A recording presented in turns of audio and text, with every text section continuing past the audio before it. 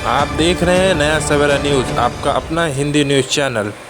जैसा कि आप जानते हैं, शारदीय नवरात्रि की शुरुआत हो चुकी है। पूरे देश में शारदीय नवरात्रि बड़े ही धूमधाम से मनाई जा रही है। जगह जगह अनेकों धार्मिक कार्यक्रम आयोजित किए जा रहे हैं। तो उसी क्रम में कल्याण के जोशी बाग में नवभारत मित्र मंडल एवं ओम शिवम सत्संग ट्रस्ट डॉक्टर विजय नारायण पंडित के संयुक्त से श्री राम कथा सप्ताह ज्ञान यज्ञ का आयोजन किया गया। यह कथा व्यास पंडित सुरेंद्र मोहन जी के मुखार बिंदु से लोगों को श्रवण कराई जा रही है। यह कथा 22 सितंबर से 30 सितंबर तक प्रतिदिन 6 बजे से 9 बजे तक लोगों को श्रवण करने को मिल रही है। इस कथा में लगातार भक्तों की भीड़ बढ़ती नजर आ रही है। कथा के चतुर्थ दिवस पर राम जन्मोत्सव का प्रसंग सुनाया गया, जिसमें सभी देवी भक्त एवं राम भक्त आनंद से झूम उठे। कथा के चौथे दिवस पर डॉक्टर राजे बहादुर सिंह, पंडित विश्वनाथ दुबे, समाजसेवी मनोज तिवारी, राम संजीवन तिवारी, बाबा तिवारी, रामचंद्र पांडे, विश्वंभर द्विवेदी, प्रदीप तिवारी, अरविंद जोशी, दयाराम मिश्रा, केशभान पांडे, अरविंद दुबे, उमाशंकर त्रिपाठी, प्रकाश खैरनार,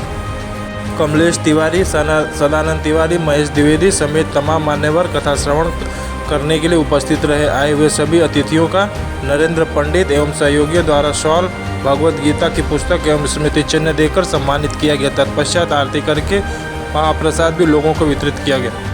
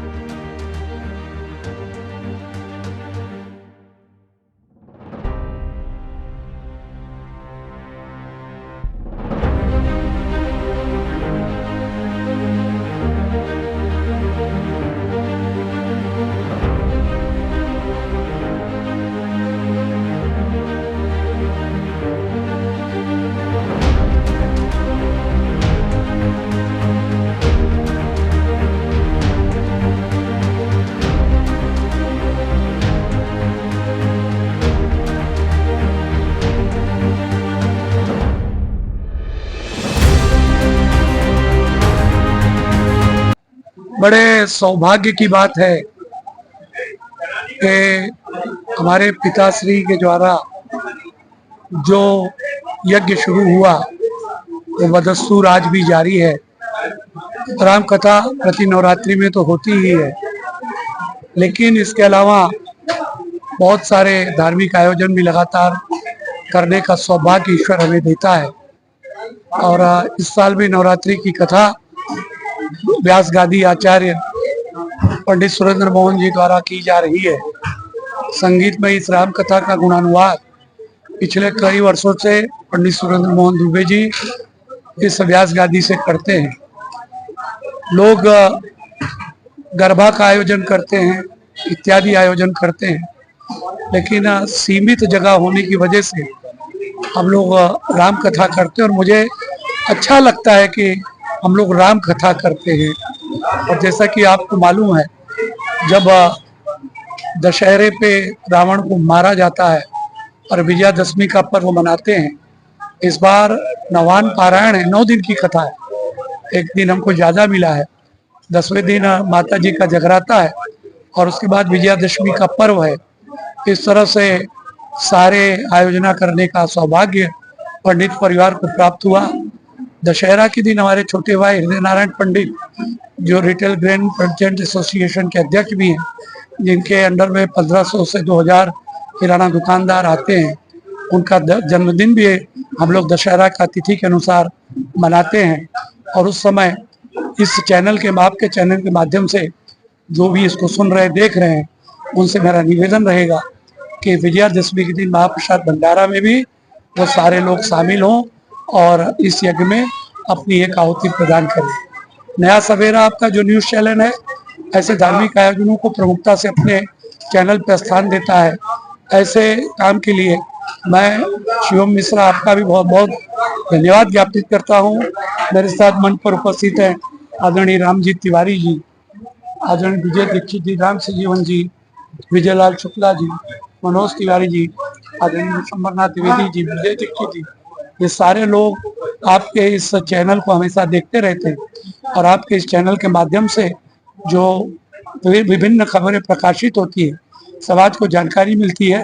आपके चैनल के लिए भी मैं आपको साधुवाद देता हूँ। सर, जिस तरह से कल्याण वासियों को अभी जिस तरह से एक तरफ नवरात्रि शुरू है, नवरात्रि का पुण्य, और दूसरी तरफ इसी नवरात्रि में जिस तरह से आपने राम कथा का ज्ञान है कि जिस तरह से लोगों को पुण्य का भाग मिल रहा है उस माध्यम से, उसको किस तरह? ये तो बड़ा पुनीत अवसर है हमारे सबके लिए कि राम का गुणानुवाद जितना भी सुना जाए, कहते हैं कि कई जन्मों के पापों का क्षय होता है। और जो भाग्यशाली हैं जो इस पंडाल में आकर के सुनते हैं, भाग्यशाली हैं वो मेरे सहयोगदाता जो अपने धन की शुद्धि इस आयोजना के माध्यम से करते हैं। भाग्यशाली वो कथा श्रावक है जो इस कथा को सुनते हैं। भाग्यशाली हमारे पंडित जी हैं जो इस राम का गुणानुवाद निरंतर गाते रहते हैं।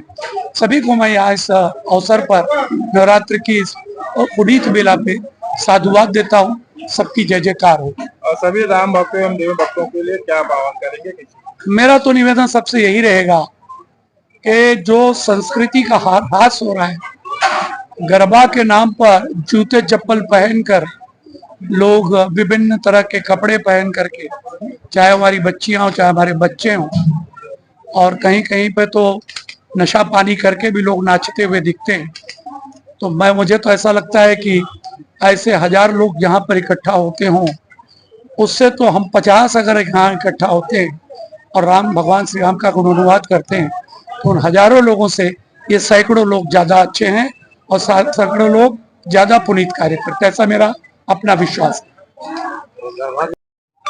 महाराज जी, जिस तरह से आपकी नवरात्रि शुरू है, इसी बीच में और जिस तरह से आपके मुखारबिन के द्वारा लोगों को राम कथा ज्ञान के सुनने को मिल रहा है, क्या कहना?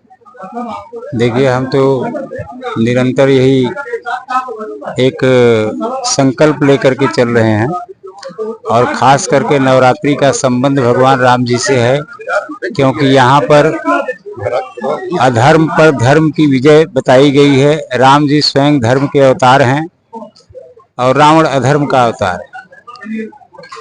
तात्पर्य ये है कि अधर्म के ऊपर धर्म की विजय, और इसी हेतु हम लोग एक संदेशा देना चाहते हैं कि रामचरितमानस जो है हमारा जीवन दर्शन है। रामचरितमानस के आधार पर, इनके बताए हुए मार्ग पर अगर चलें तो जीवन अत्यंत सुगम और सरल बढ़िया हो जाता है। इसी को लेकर के हम लोग एक संकल्प लेकर के चले हैं। अब जो जीवन बचा हुआ है, इस जीवन को बस भगवान की कथा में ही बिताना है। कमलेश तिवारी जी, मैं आपसे भी निवेदन करूंगा कि मंच पर आए। और सर, जिस तरह से शारदीय नवरात्रि शुरू है, इसी बीच में जिस तरह से विजय पंडित द्वारा यहाँ पर जो राम कथा ज्ञान का आयोजन किया गया, क्या आप इसमें शामिल हुए? प्रतिवर्ष यहाँ राम कथा होती है नवरात्र में, और धार्मिक कार्यों में पंडित परिवार बहुत ही आगे।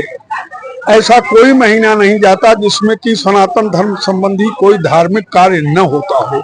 इसलिए मैं पूरे हिंदू समाज की तरफ से, अपनी सृजन संस्था की तरफ से भैया विजय पंडित और उनके परिवार को हृदय से धन्यवाद देता हूं, आशीर्वाद देता हूं कि इसी तरह समाज का नेतृत्व करते हुए धार्मिक कार्यों में लगे रहें और सनातन धर्म की रक्षा करते रहें। धन्यवाद।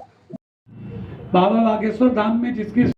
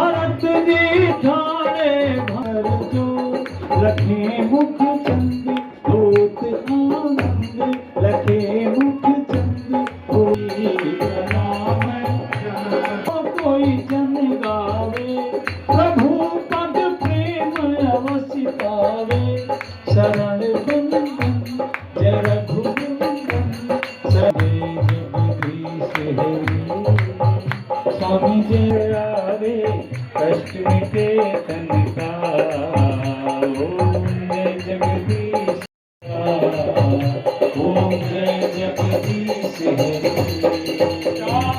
हरि आरती जो कोई जन गावे कहत शिवानंद स्वामी कहत शिवानंद स्वामी मानसिक फल पावे संकटदास जनों के संकट दूरम करुणावतारम अंधारगारम बलगंधारम सदा वसंतम हृदयारविंदे हम भवानी से नमामि मेव माता सदा तमेव हर महादेव।